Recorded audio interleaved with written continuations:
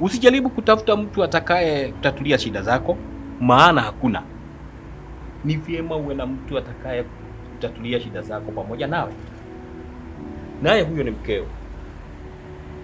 Kuna wale waliotaka kukuchimbia kaburi ili wakuzike ukiwa hai, lakini hayo haikuwezekana sababu Mungu anakupenda zaidi. Mrima! Mrima! Mrima! Mrima! Mrima mpenzi, wangu. Kwani nikilala shida iko wapi? Kwendeni huko maarufa ni. Hata ilioje hii? Huyu atarudi majani tu. Utamu wa pombe bado humdomoni mwake.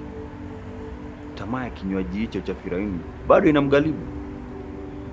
Damu iliyoko mishipani mwake bado inaitisha kinywaji hicho cha sumu. Nafikiri mkimpeleka nyumbani ataacha uraibu wa pombe? Haumsaidii yote hapa. Ba mdogo, cheka wako tafadhali.